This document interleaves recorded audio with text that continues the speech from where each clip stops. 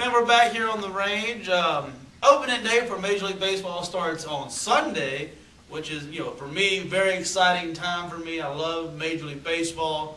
But right now, we're not going to focus on the opening day rosters and everything. We're going to talk about the people who don't make the clubs and what happens to them. A couple weeks ago, we had discussed Steven Strasburg, the phenom pitcher for the Washington Nationals, going down to Double-A.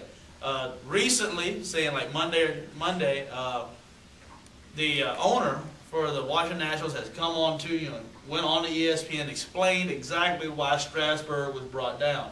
And I'm explaining this to you, and it may be a little difficult, but you got to follow me here. When a player is drafted, they immediately go to what they call a single-A ball, rookie ball. And for every year that you stay in the minor leagues, the major league club gets like a stipend, really. They get a certain amount of money, so that's pretty cool. But for a guy like his potential, for every year he doesn't make the National League, the Major League club, the team gets an extra year of negotiation for free agency. So Strasburg has a 10-year deal right now on the table. So he comes in, let's say if he would have made the club this year, he's eligible for free agency after 8. So in 2018, he would have been able to have, free agent talks, kind of a, restricted free agent talk. But the fact that he doesn't make the team means he can't take that 1 year off.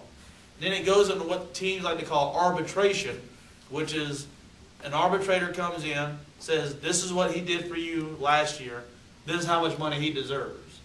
So let's say Strasburg comes in this year, tears it up for the first 2 years of his contract, and then suddenly, bam, he reaches arbitration. He has to get paid more than that $100 million he was offered. So the Nationals are keeping it to where Strasburg will not play in the major for the first month of the season. That's why he was sent down, and that's why a lot of teams send their very top prospects and keep them in the minors just a little bit longer than they're supposed to.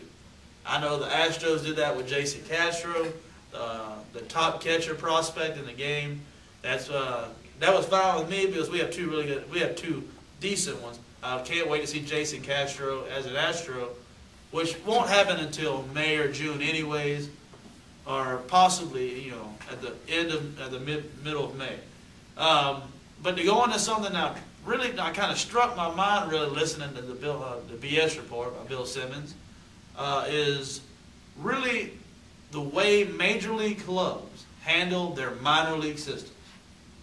Now, me and Chris got this discussion. We were going to Florida about teams, like development leagues and stuff. We're talking about the D League for the NBA and NFL Europe and stuff like that.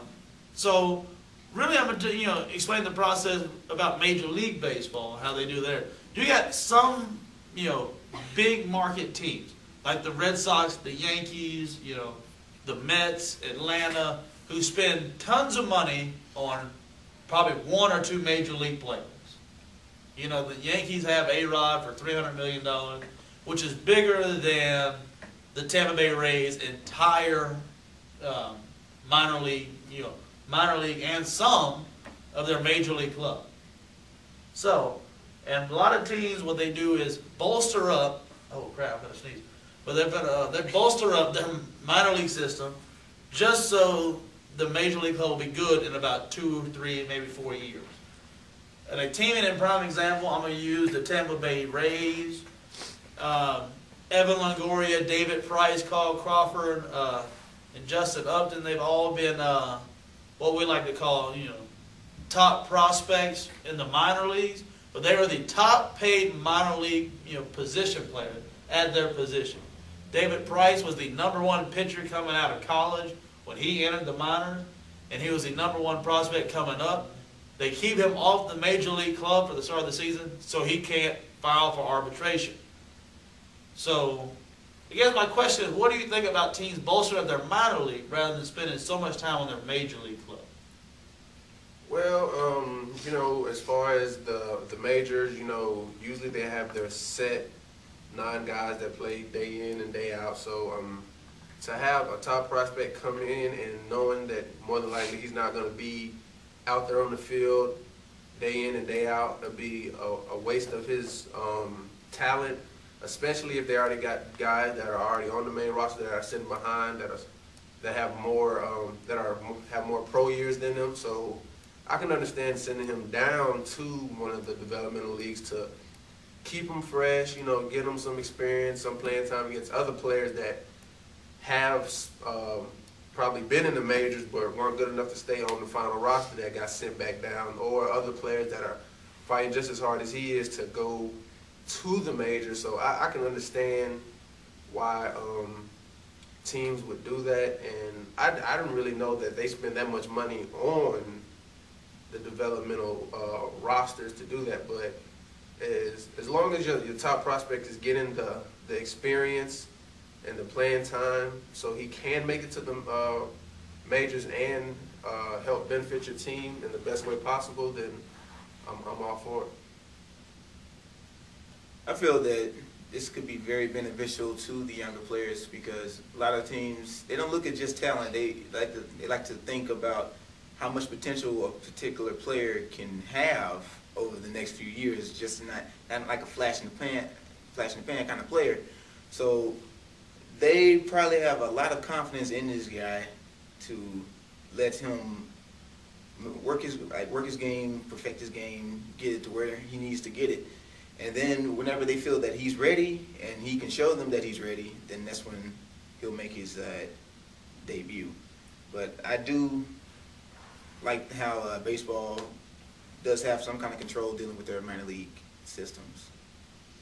Yeah, I think it's really important for Major League Baseball players to have some experience under their belt before they actually get into the major leagues. I think it's important for them to go into the minor leagues before and baseball players make a lot of money. Too much money. Well, I'm not going to say all that, but like... Too much. Anyway, they make a lot of money, make them earn it, make sure that they're going to be worth that investment, in the long run for your team. So I think that's a good system. I kind of wish that other sports would adopt that. Yeah, another team in question here is also, the Oakland Athletics. We all know the Oakland A's haven't been, great teams, but they have produced one of the best second half kind of baseball teams that a lot of people don't really see. Really, they're one of the best second half teams in the league. They have kind of terrible first halves, April through June, but July through September, they play some of the best baseball in the world. And it's kind of amazing to watch. But they have produced guys like you probably heard, like Miguel Tejada. Miguel Tejada stayed in that Oakland A's system for about 4 or 5 years, became one of the top shortstops in the game when he left, went to the Orioles, went to the Astros, now back with the Orioles. He's he's one of those rare people that really make it through and thrive, with a small club team, with a small market team. Another one is Houston Street. He is now, he got traded from Oakland to the Colorado Rockies. He is now the closer, one of the best closers in the game without being heard of. Bobby Jenks, Chicago White Sox closer. He is also a prospect of the Oakland Athletics. They kept him all the way up to AAA ball and then traded him to the Chicago White Sox. But it happens to teams that do that. And then you have teams that trade away all of their trade value. Like, they just say, but the Astros trade away all their trade value to get players that they only need for 1 year. So you're giving up on your future for that. And this is a prediction that I have before we leave about this decade. In 5 years, I bet you, I can tell you now, the Rays will be a competitive club for 5 straight years because of their prospect. The Oakland A's will win a division title in 2 years. NBA, NFL, y'all need to take after baseball and get some developmental leagues. Coming up next, entertainment news. You're on the range. Stay tuned.